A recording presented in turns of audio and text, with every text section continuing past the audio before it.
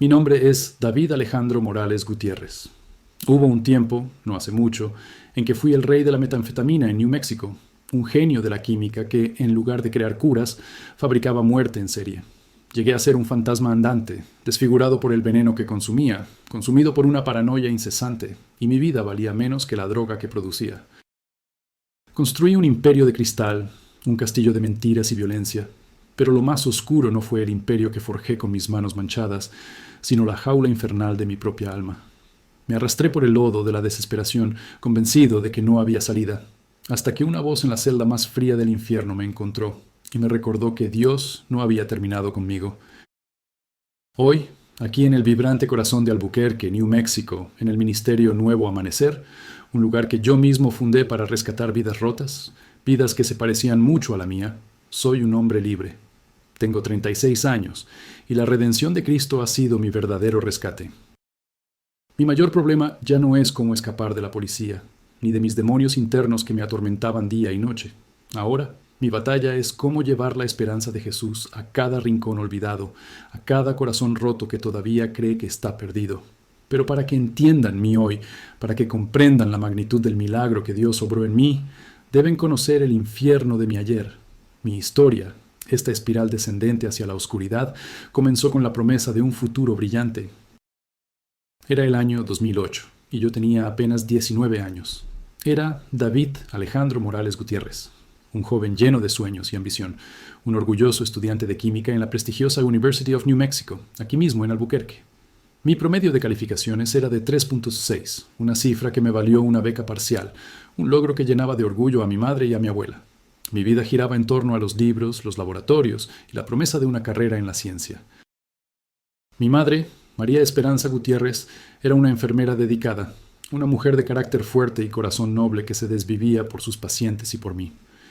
Ella era el pilar de nuestra pequeña familia. Mi padre biológico había estado ausente desde que yo tenía 7 años, dejando un vacío que mi abuela, doña Carmen Lucia Gutiérrez de Morales, se esforzó por llenar con amor y fe. Ella era una mujer de convicciones profundas, una católica devota cuyo rosario nunca estaba lejos de sus manos. Me crió con los valores de la iglesia, con historias de santos y la constante certeza de que Dios siempre estaba observando, siempre amando. Era una vida de potencial, de estudio, de un futuro trazado con la pluma de la ciencia y la tinta de la fe familiar. ¿Quién iba a decir que esa misma mente brillante que destacaba en las ecuaciones químicas se convertiría en mi mayor verdugo? El punto de inflexión, el momento exacto en que mi vida prometedora se descarriló, llegó en septiembre de 2008. Fue en una de esas típicas fiestas universitarias, llena de risas, música alta y una libertad embriagadora que yo, el nerd de la química, no estaba acostumbrado a experimentar. Un amigo, que en ese momento parecía genial y experimentado, me ofreció una pequeña roca cristalina. «Es crystal meth», me dijo. «Te dará la energía para estudiar toda la noche y sentirás que puedes conquistar el mundo». La curiosidad, esa misma curiosidad que me impulsaba en el laboratorio, se apoderó de mí. Había leído sobre la metanfetamina en mis libros de química. Entendía su estructura, sus efectos a nivel molecular, pero nunca la había visto de cerca, y mucho menos consumido. La presión del ambiente, la sensación de querer encajar, de ser uno más, se mezcló con mi propia inexperiencia y un deseo latente de evadir la monotonía de los libros. Tomé esa roca brillante. El efecto fue instantáneo y arrollador, como una descarga eléctrica que recorría cada nervio de mi cuerpo. De repente, todo cobró una intensidad inusitada. Los colores parecían más vivos, la música sonaba más potente, y mi mente, mi preciada mente de químico, se sentía en su máxima expresión, capaz de resolver cualquier problema, de entender cualquier concepto, como si una venda se hubiera caído de mis ojos. Era una falsa sensación de poder, una euforia artificial que se sentía como la liberación total, la verdadera iluminación que mis estudios de ciencia no me daban. Esa primera vez, esa inocente curiosidad, se convirtió en una fascinación peligrosa. Lo que empezó como una aventura de una noche, un experimento social, rápidamente se transformó en una obsesión secreta. La droga, con su promesa engañosa de conocimiento y energía ilimitada, se conectó de manera perversa con mi intelecto. Empecé a verla no solo como una sustancia recreativa, sino como una extensión de mi propia química, un rompecabezas molecular que, con mis conocimientos, podría desentrañar, mejorar, dominar. Fue la sutil seducción del veneno, disfrazado de una herramienta para el éxito, lo que me llevó a cruzar esa línea. Y, sin darme cuenta, mi brillantez académica me había abierto la puerta a un mundo de oscuridad, un mundo donde el químico se convertiría en el artesano de su propia perdición, fabricando, gramo a gramo, las cadenas de su esclavitud. Este fue el verdadero inicio de mi caída. La metanfetamina, esa chispa venenosa que encendió mi curiosidad en aquella fiesta universitaria, no solo me atrajo por la euforia, me sedujo con un desafío intelectual. Mi mente, entrenada para la excelencia química en la Universidad de New Mexico, ahora se obsesionaba con descifrar su fórmula, con replicar y perfeccionar esa sustancia que me había prometido una libertad efímera. Fue un giro retorcido del destino, un camino que me llevó de los libros de texto a los matraces clandestinos, de un futuro brillante a un abismo de autodestrucción. Si esta historia te está impactando y quieres seguir de cerca cómo Dios transformó mi vida, te invito a que te suscribas al canal ahora mismo. No te pierdas ningún capítulo de este testimonio y las muchas otras historias de redención que compartimos. Tu suscripción es clave para que este mensaje llegue a más personas. En noviembre de 2008, solo un par de meses después de mi primera experiencia, mi habitación de estudiante se transformó en un laboratorio improvisado. Mis conocimientos avanzados de química, la misma inteligencia que me había ganado una beca, se pervirtieron para un único propósito: sintetizar metanfetamina. Me pasaba noches enteras investigando, experimentando con reactivos, ajustando proporciones. Era un puzzle complejo, y mi ego académico, ahora al servicio del vicio, me exigía resolverlo. El olor acre de los químicos pronto reemplazó el de los libros. Cada pequeño éxito en la síntesis era una descarga de adrenalina, una confirmación macabra de mi genialidad. Para enero de 2009 había completado lo que consideraba mi receta perfecta. No era solo una fórmula, era mi obra maestra de la destrucción. Y con esa victoria en mano, tomé la decisión que sellaría mi destino. Abandoné la University of New Mexico. Mi educación formal, las becas, los sueños de mi madre y mi abuela, todo quedó atrás. Mi única investigación ahora era la droga, mi única prioridad, la producción para alimentar mi creciente adicción y la necesidad de financiar ese estilo de vida clandestino. Me aislé, mis viejos amigos de la universidad se esfumaron y la obsesión me consumió por completo. Un par de meses después, en marzo de 2009, mi brillantez perversa encontró su hogar. Un viejo tráiler abandonado en Río Rancho, en el 2055 Southern Boulevard, se convirtió en mi primer laboratorio clandestino. Un lugar desolado, sucio, un contraste brutal con los limpios laboratorios universitarios, pero para mí era mi santuario, mi reino. Ahí, entre la herrumbre y el olvido, puse en marcha mi operación. Los primeros días fueron caóticos, llenos de nerviosismo y el constante miedo a ser descubierto, pero la euforia de producir mi propia droga era un motor imparable. En ese mismo año de 2009, lo que empezó como un experimento solitario se convirtió en una máquina de hacer dinero y de fabricar veneno. Ya estaba produciendo alrededor de 2 libras de metanfetamina por semana. Para que se den una idea, el valor de calle de esa cantidad era de unos $40,000. $40,000 cada 7 días. Ese dinero, que en mi mente distorsionada representaba éxito y libertad, no era más que una cadena que me ataba más fuerte al infierno. Mi camino hacia el crimen organizado había comenzado, y cada gramo que salía de mi laboratorio era un paso más profundo en la oscuridad, en una vida que prometía poder, pero que solo me entregaría una destrucción sin límites. El tráiler en Río Rancho, mi primer laboratorio, fue solo el punto de partida. Lo que había comenzado como una obsesión solitaria por sintetizar la droga, pronto se transformó en una ambición desmedida, un hambre insaciable de poder y control. Mi mente brillante, pervertida por la metanfetamina, no veía límites. Me lancé a construir un verdadero imperio, pero no me di cuenta de que, con cada ladrillo de ese imperio de muerte, yo mismo me desmoronaba por dentro, pieza por pieza. Si conoces a alguien que está luchando contra el vicio o en una situación de vida difícil, por favor, no dudes en compartir este video. Tu actitud puede ser el catalizador para una nueva esperanza en la vida de alguien. Un simple clic puede salvar un alma. En 2010, la producción de metanfetamina en mi pequeño laboratorio se disparó. Ya no eran solo 2 libras a la semana. Ahora, mi tráiler en Río Rancho y la creciente demanda me llevaban a fabricar 10 libras semanales. El valor de calle, nada menos que $200,000. Cada 7 días. Me sentía invencible. Para 2011, ese dinero y mi talento oscuro me permitieron expandirme. No me bastaba con un solo laboratorio. Controlaba 3 operaciones simultáneas. El tráiler en Río Rancho seguía en marcha, pero mi centro de operaciones principal se movió a un enorme almacén en South Valley, en el 420 Isleta Boulevard, un lugar que olía a químicos y a dinero sucio. También establecí una casa móvil en Los Lunas, en las coordenadas 34.861 N, 106.733 para diversificar mi producción y evitar ser detectado. Me había convertido en un empresario del crimen, un chef en el mercado de la muerte. La red de distribución creció como un cáncer. En 2012 ya tenía 27 distribuidores operando en 4 ciudades distintas, moviendo mi producto y extendiendo mi influencia como una sombra por todo New Mexico. Para 2013, mi imperio generaba un facturamento anual estimado de $4.8 millones. ¿Pueden creerlo? Casi $5 millones al año. Y en 2014, justo antes de que todo se viniera abajo, mi pequeño imperio criminal estaba valuado en unos impresionantes $12 millones. Era el rey, el titiritero de una red de vicio y oscuridad. El dinero entraba a raudales, pero cada billete estaba manchado, no solo con los químicos, sino con mi propia sangre vital. Porque mientras mi imperio crecía en riqueza y poder, David Alejandro Morales Gutiérrez se desintegraba en silencio. Mi consumo personal escaló sin control. De los 0.5 gramos diarios en 2009, pasé a 2 gramos en 2011, y para 2013 estaba consumiendo hasta 5 gramos al día.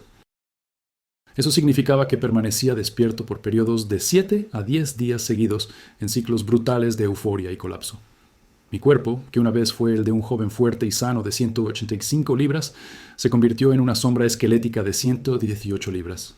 Mis dientes, mis propios dientes, se pudrieron y cayeron, 28 de ellos, una señal horrible de la descomposición interna. Mi rostro y mis brazos se cubrieron de llagas abiertas, las temidas metmites, heridas que yo mismo me provocaba rascándome sin parar, convencido de que tenía bichos caminando bajo mi piel. Era repulsivo, pero el daño no era solo físico. Mi mente se volvió un campo de batalla. La paranoia se apoderó de mí, una bestia hambrienta que devoraba mi cordura. Instalé 47 cámaras de seguridad alrededor de mi almacén principal, obsesionado con la idea de que siempre me estaban vigilando. Cada sombra, cada ruido, cada persona era un potencial enemigo, un agente federal encubierto. Sufría episodios psicóticos diarios, viendo a agentes federales inexistentes en cada esquina, en cada reflejo, en cada pensamiento. Mi realidad se había fracturado. Me había convertido en un fantasma, un monstruo que habitaba un imperio de muerte, y no había escape aparente de la jaula que yo mismo había construido con mis propias manos y mi mente enferma. Lo que yo pensaba que era mi ascenso, en realidad era el descenso más profundo y doloroso a la locura. El imperio que había construido, alimentado por mi adicción y mi intelecto pervertido, no se sostenía solo con química y dinero. Exigía algo mucho más oscuro, una crueldad que se convirtió en mi segunda naturaleza. La metanfetamina no solo me robó el cuerpo y la mente, como ya había mencionado, me despojó de mi alma, transformándome en un ser irreconocible, un depredador implacable en el reino que yo mismo había forjado. La transformación que Dios operó en mi vida es un milagro que nadie imaginaría. Si usted siente que la esperanza está se desvaneciendo, o si conoce a alguien que necesita escuchar una historia de superación, active el siniño de notificaciones para no perder ninguna actualización y se inspirar con el poder de la fe. La violencia se volvió mi idioma, el miedo, mi moneda. El recuerdo de aquel joven estudioso de química se desvaneció, reemplazado por un monstruo. El 15 de marzo de 2012, no dudé en usar una barra de hierro para golpear a un rival hasta dejarlo en el hospital por 3 meses. No sentí remordimiento, solo la fría satisfacción de mantener mi posición, de enviar un mensaje claro a cualquiera que osara desafiarme. Mi paranoia, ya un monstruo devorador, se fusionó con una ira descontrolada, y la crueldad se volvió una herramienta indispensable. El 8 de agosto de 2012, torturé a un informante durante 14 horas. No fue un acto impulsivo, fue una decisión fría, calculada, para extraer información y sembrar terror. Escuchaba sus gritos, veía su desesperación, y mi corazón, endurecido por la metanfetamina, no sentía nada más que la sed de poder. Me había deshumanizado por completo. El 22 de enero de 2013, la línea entre la intimidación y la muerte se borró para mí. Ordené la ejecución de un ex socio. Afortunadamente sobrevivió, pero quedó paralizado para siempre. Esa noticia, que en cualquier otra circunstancia me habría helado la sangre, solo me reafirmó en la idea de que había que ser brutal para sobrevivir en mi mundo. No había vuelta atrás. El 14 de mayo de 2013, la brutalidad escaló a un nivel catastrófico. Nos enfrentamos en un tiroteo sangriento con un cartel rival. 2 hombres murieron, 2 vidas apagadas por mi ambición, por mi reino de drogas. La adrenalina me cegaba, el fragor de las balas y los gritos me parecían la sinfonía de mi poder. La muerte se había convertido en un daño colateral aceptable, una parte más del negocio. Y para rematar mi descenso a la oscuridad, el 3 de noviembre de 2013, incendié la casa de una testigo. No era solo un acto de intimidación, era una demostración absoluta de mi capacidad para destruir, para borrar cualquier rastro de oposición. Vi las llamas y en lugar de terror, sentí una perversa sensación de control. Me había convertido en un hombre peligroso, un fantasma desfigurado por la metanfetamina y por la maldad que habitaba en mí. La imagen del David Alejandro Morales Gutiérrez, el estudiante brillante, se había desintegrado por completo. Había abrazado la oscuridad, y cada acto de violencia era un clavo más en el ataúd de mi propia humanidad. Creía que era invencible, el rey de mi propio infierno, sin darme cuenta de que en realidad era solo un esclavo, completamente dominado por la oscuridad del crimen y mi propia destrucción. Mi reino de violencia y muerte, construido ladrillo a ladrillo con metanfetamina y crueldad, no podía durar para siempre. Había sembrado vientos, y la tormenta más grande imaginable estaba a punto de desatarse. Después de convertirme en un monstruo desalmado, de ejecutar órdenes de muerte y presenciar tiroteos sangrientos, mi paranoia estaba justificada. Sentía que el fin se acercaba, pero nunca imaginé la magnitud de lo que vendría. Sé que muchos de ustedes pueden identificarse con la sensación de estar acorralado, sin salida. Si usted está pasando por algo así, quiero que sepa que hay esperanza. Deje un me gusta en este video para mostrar que usted cree en el poder de la transformación y me ayudará a llevar este mensaje más lejos. La madrugada del 17 de febrero de 2014, a las 4:47 am, mi imperio se derrumbó. Los sonidos de sirenas, helicópteros y gritos de «Policía, DEA» destrozaron la falsa paz de la oscuridad. Era la Operación Breaking Bad Reality, y no era un juego. 87 agentes de la DEA, ATF y SWAT, como un ejército coordinado, invadieron 6 de mis ubicaciones clave simultáneamente. La precisión era brutal, la fuerza abrumadora. En cuestión de minutos, el fruto de años de destrucción estaba siendo desmantelado. Los federales incautaron $3.2 millones en efectivo, una montaña de billetes que representaba la sangre y la miseria que había generado. Descubrieron 127 libras de metanfetamina pura, suficiente para envenenar a una ciudad entera. Y como prueba de la brutalidad de mi mundo, encontraron 23 armas de fuego, incluyendo 2 AK-47. En esa misma operación, 14 personas de mi red de distribución fueron arrestadas y mi imperio se desmoronaba frente a mis ojos, o más bien frente a los ojos de mis cámaras de seguridad, donde lo veía todo. Yo estaba en mi laboratorio principal, el almacén en 420 Isleta Boulevard. Rodeado por agentes que conocían cada uno de mis movimientos, la metanfetamina me impulsó a la desesperación, a una última y brutal resistencia. Por 3 horas y 22 minutos me enfrenté a ellos. Disparé 284 tiros, un infierno de balas que resonaba en el enorme espacio. Herí a 2 agentes, afortunadamente no de muerte. En un acto final de rabia y autodestrucción, intenté volar el laboratorio, borrarlo todo, pero los agentes, con una precisión escalofriante, lograron desactivar la bomba a tiempo. El detective Marcus Thompson, quien lideraba la operación, y la agente Sarah Mitchell, quien más tarde sería herida en el enfrentamiento, junto con el oficial José Ramírez, el primero en irrumpir en mi fortaleza, se movían con una determinación implacable. Me habían acorralado. No había salida. Finalmente, a las 8:09 am, después de que el gas lacrimógeno llenara cada rincón, mi resistencia se quebró. Fui capturado, arrastrado fuera de los restos de mi imperio, desfigurado, sin dientes, pero, sobre todo, destrozado espiritualmente. Aquella mañana de febrero, mi reinado de muerte llegó a su fin. Lo que no sabía es que, para mí, el verdadero infierno apenas comenzaba. Minha queda libre culminou no dia 23 de setembro de 2014, no Tribunal Federal de Albuquerque. As paredes do tribunal pareciam fechar-se sobre mim enquanto o juiz lia a sentença. Cada palavra era uma marretada no que restava da minha alma. 25 anos por fabricação e distribuição, 10 anos por porte de armas, 15 anos por tentativa de homicídio contra os agentes feridos na operação e mais 12 anos por conspiração e crime organizado. No fim, a negociação me poupou da pena máxima, mas o veredito final foi 12 longos anos em ADX Florence Supermax, no Colorado. Alcatraz das Montanhas Rochosas, como a chamavam. O inferno na Terra para os piores dos piores. A jornada até o fundo do poço foi excruciante, mas a história não termina aí. Se você ou alguém que conhece está lutando contra pensamentos de desespero, saiba que existe ajuda e que a vida vale a pena. Visite o site do Nuevo Amanecer Ministry, nuevoamanecerministry.org, para encontrar apoio e recursos. Os primeiros anos na prisão foram uma descida ainda mais profunda ao abismo. Fui jogado na cela 23, do bloco H, isolado por 23 horas por dia. O cheiro de desinfetante e desespero se infiltrava em cada célula do meu corpo. A retirada da metanfetamina foi brutal, 47 dias de pura agonia. Meu corpo se convulsionava, minha mente gritava. Não era apenas dor física, era a sensação de que cada demônio que eu havia convocado durante meus anos de fabricação de drogas veio cobrar seu preço. Meu peso, que já estava em 118 libras, caiu para inacreditáveis 102 libras.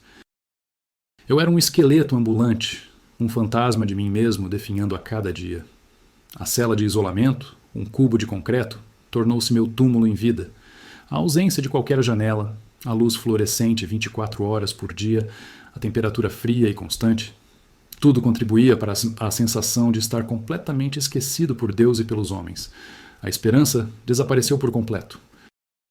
Aquele brilho de inteligência que um dia me impulsionou para a química e depois para o crime, agora se consumia em um vazio existencial.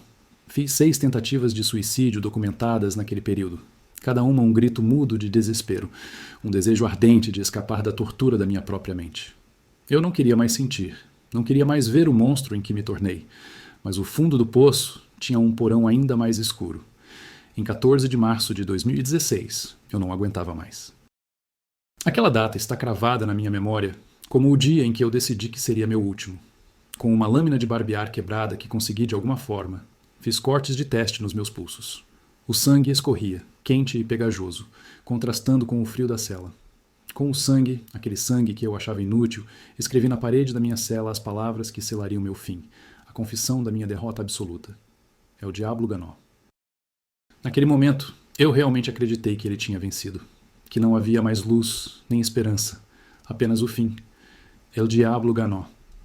Essas palavras escritas com minha própria sangre na fria parede de mi celda, el 14 de marzo de 2016, eran el epitafio de mi alma. Había tocado fondo y estaba listo para el final. Pero, incluso en la oscuridad más absoluta de ADX Florence, Dios tenía un plan que ni yo, ni el diablo podíamos ver. Mi vida estaba pendiendo de un hilo que no era mío. A persistência do capelão McCarthy e a intervenção de Miguel foram essenciais naquele momento. Para apoiar o trabalho do Nuevo Amanecer Ministry e outras iniciativas de transformação em prisões, considere fazer uma doação. Cada contribuição ajuda a levar a esperança a quem mais precisa. Visita nuevoamanecerministry.org donar. Fue Miguel Profeta Sandoval, mi compañero de celda en el bloco Ake, quien vio algo. Miguel era un ex líder de los Latin Kings que había encontrado a Jesús hacía 3 años. Él notó los cortes superficiales en mis muñecas, mis cortes de prueba, y supo lo que significaban. Ese día, a las 2:30 p.m., Miguel alertó al capelán William Joseph McCarthy. Esa acción, la de un hombre que yo ni siquiera conocía bien, fue la primera luz que se filtró en mi abismo. Me salvó de la que habría sido mi 7ª y última tentativa de suicidio. A partir de ese día, el capellán McCarthy, un hombre de fe inquebrantable, se convirtió en una presencia constante en mi infierno. De marzo a julio de 2016 me visitó 113 días consecutivos, todos los días, incluso fines de semana y festivos. Durante 98 días seguidos, yo no le dirigí ni una sola palabra. No quería hablar, no podía. Estaba encerrado en mi propia mente, consumido por la culpa, la rabia y la desesperación. Pero él no se rindió. Cada visita, durante 30 minutos, me leía salmos en español. Su voz resonaba en mi celda, pero yo la ignoraba, o eso creía. Al irse, siempre me dejaba un pequeño billete doblado con la misma frase, escrita a mano, que intentaba perforar el muro de mi desesperación. Dios no ha terminado contigo. Esa frase se me grabó a fuego en el alma, aunque yo me empeñara en creer que era una mentira. Mi alma estaba en una guerra constante, y mi cuerpo, todavía un cascarón frágil, era el campo de batalla. La ira, el resentimiento y el tormento demoníaco burbujeaban bajo la superficie. El 22 de julio de 2016, a las 9:43 p.m., en el ruidoso y caótico comedor de la prisión, la bestia que había cultivado en mi interior explotó una última vez. Atasé a Raúl Psycho Hernández, un recluso con el que había tenido roces con una bandeja de metal afilada. Fui una furia descontrolada, golpeándolo 17 veces. Él sobrevivió de milagro, por apenas 4 milímetros. La cuchilla improvisada se detuvo justo antes de su arteria carótida. Mientras lo atacaba, mis gritos resonaban por todo el refectorio. Yo soy el diablo. Nadie puede conmigo. Era la manifestación cruda y violenta de todo el odio y la oscuridad que me consumían, la declaración de guerra final de un hombre que creía ser su propio Dios y su propio demonio. Esa noche, cuando me arrastraron de allí, sentí que había sellado mi destino, que no había vuelta atrás. Me había declarado el diablo y había actuado como tal. Me esperaba un castigo aún mayor, un aislamiento más profundo. No sabía que, en la celda más oscura, se preparaba el encuentro más sobrenatural de mi vida. Después del ataque a Raúl Hernández en el comedor, mi vida se redujo a la mínima expresión. Fui enviado a la celda de aislamiento 7B, un cubículo de 6x9 pies, sin ventanas, bañado en una luz fluorescente incesante y con una temperatura constante de 14 grados. Era el infierno del confinamiento, un lugar donde el tiempo se distorsionaba y la esperanza parecía un concepto ajeno. Allí, el vacío que había intentado llenar con drogas y violencia se hizo tangible, pesado, aplastante. Estaba solo, con mis demonios, mis remordimientos y la creencia de que, como había escrito en la pared, el diablo había ganado. La angustia era mi única compañera. Aquel día, el día 29 de julio de 2016, marcó el fin del viejo David y el inicio de una nueva criatura en Cristo. Si usted también desea experimentar esa transformación, repita conmigo esa oración de aceptación de Jesús Cristo como su Salvador personal. Jesús está llamando a usted hoy. Pero el 29 de julio de 2016, a las 3:33 de la madrugada, algo sobrenatural ocurrió.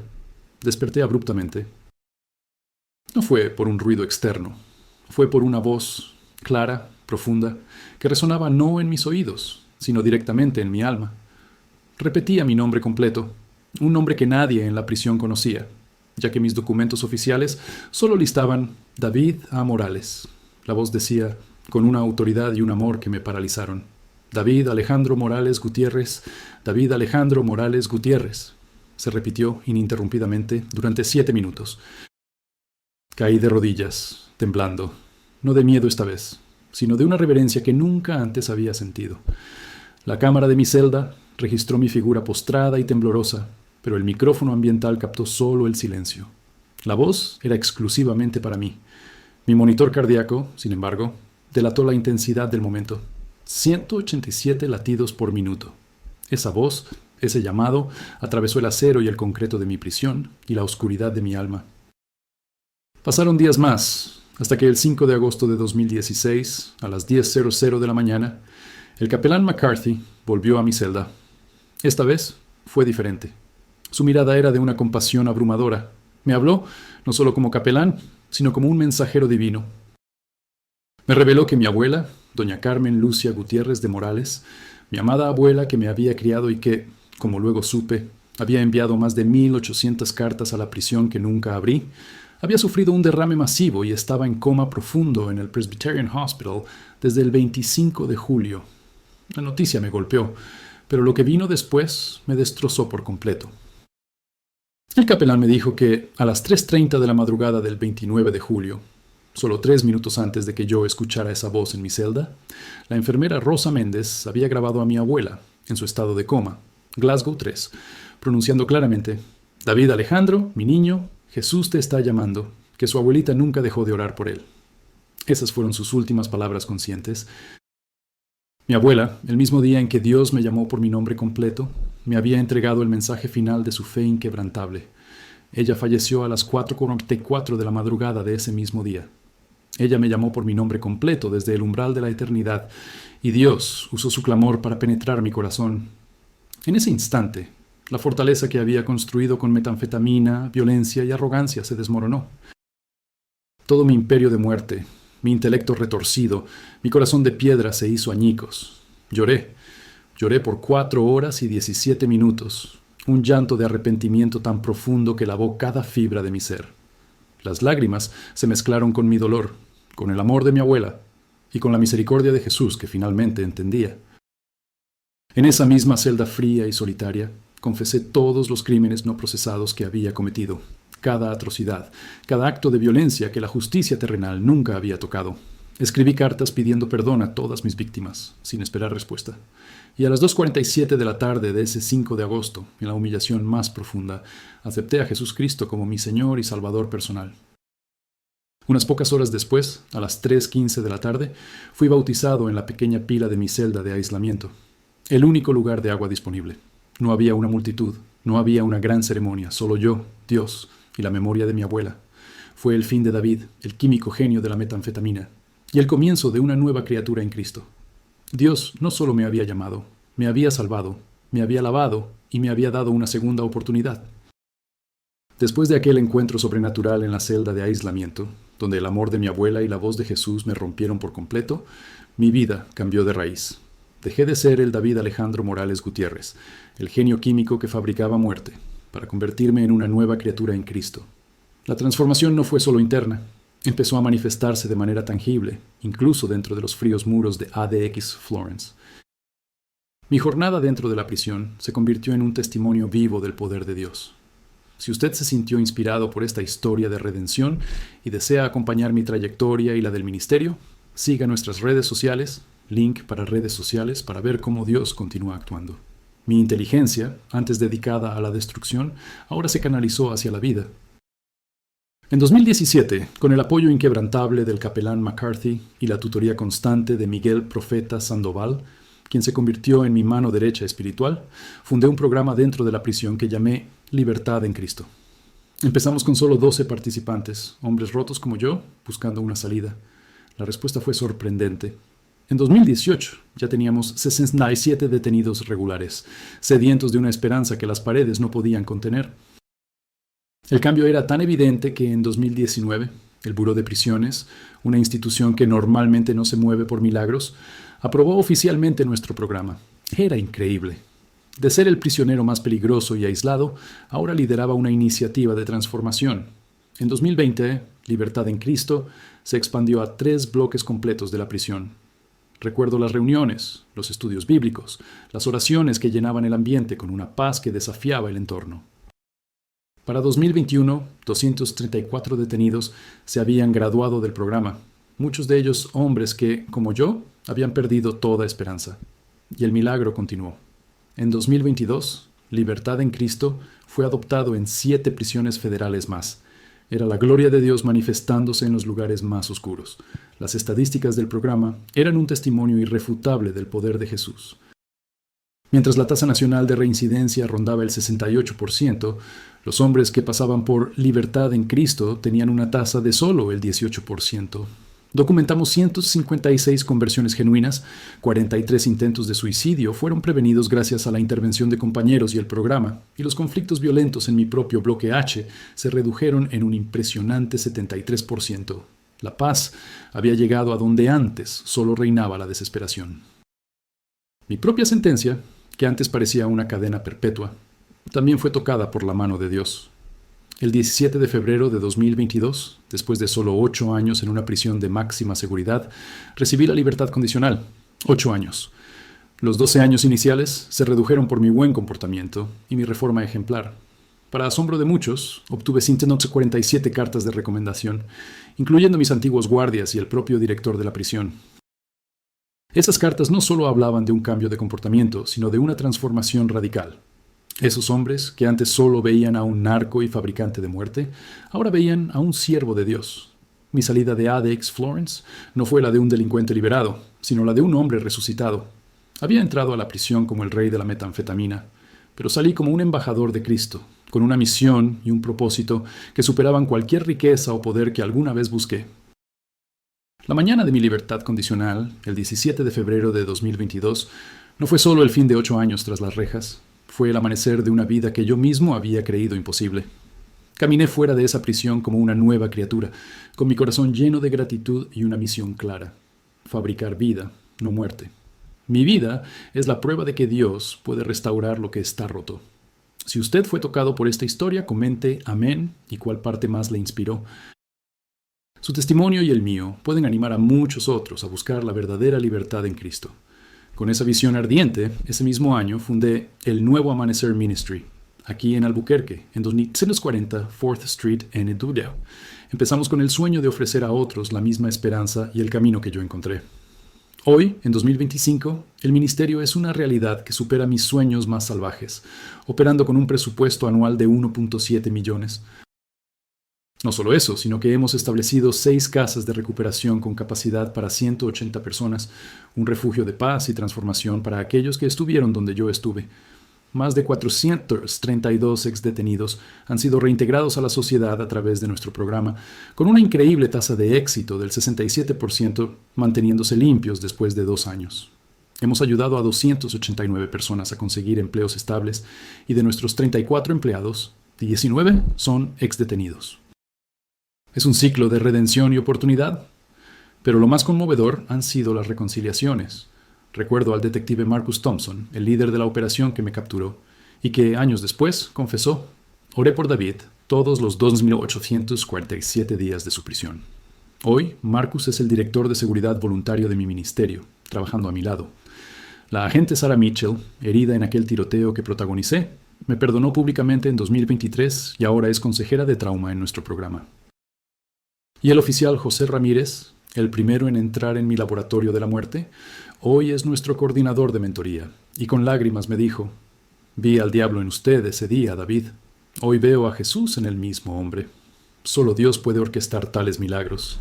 Las reconciliaciones con mis víctimas son un testimonio aún más impactante de la gracia divina. Raúl Psycho Hernández, el hombre al que casi mato en la prisión con una bandeja afilada, se convirtió en Cristo y hoy es pastor asociado en nuestro ministerio. James Patterson, el rival al que torturé con una barra de hierro y que pasó 3 meses en el hospital, no solo me perdonó, sino que donó $50,000 a nuestro ministerio. La familia Rodríguez, cuya casa incendié para silenciar a un testigo, también me extendió el perdón. Y su hijo, Juan, es hoy un valioso voluntario en Nuevo Amanecer. No hay herida tan profunda que el amor de Jesús no pueda sanar. Mi familia, que tanto sufrió por mis acciones, también ha sido restaurada. Mi madre, María Esperanza Gutiérrez, trabaja como enfermera en el ministerio, atendiendo a quienes necesitan sanación. En 2024, después de 25 años, descubrí y me reconcilié con mi padre biológico. La gracia de Dios es ilimitada. E incluso 4 primos que yo mismo introduje al consumo de metanfetamina hoy están limpios gracias al programa que Dios me permitió fundar. En 2025 estoy celebrando 3 años y 11 días de completa sobriedad. En 2023 me casé con Isabela Martínez, una psicóloga cristiana, y Dios nos bendijo con un hijo al que nombramos David Carmen Morales, en honor a la abuela que nunca dejó de orar por mí. Me dedico a dar conferencias en 47 prisiones federales, compartiendo mi historia y la esperanza de Cristo con miles de presos. Soy el autor del libro From Meth to Messiah, Death Row to New Life, y estoy completando mi grado en teología en la Liberty University online. El impacto de lo que Dios ha hecho va más allá de mi vida personal. Hemos logrado devolver 4.2 millones a las víctimas a través de donaciones, cerrando un círculo de reparación. Mi conocimiento del bajo mundo fue usado para el bien, resultando en el cierre de 23 laboratorios clandestinos, gracias a la información que proporcioné. Más de 178 traficantes han dejado el crimen después de escuchar mi testimonio, y mi historia ha sido documentada en 3 documentales, llevando este mensaje a millones. Mi versículo de vida es 2 Corintios 5:17. De modo que si alguno está en Cristo, nueva criatura es. Las cosas viejas pasaron, he aquí todas son hechas nuevas. Fabriqué muerte por años, sembrando destrucción y desesperación.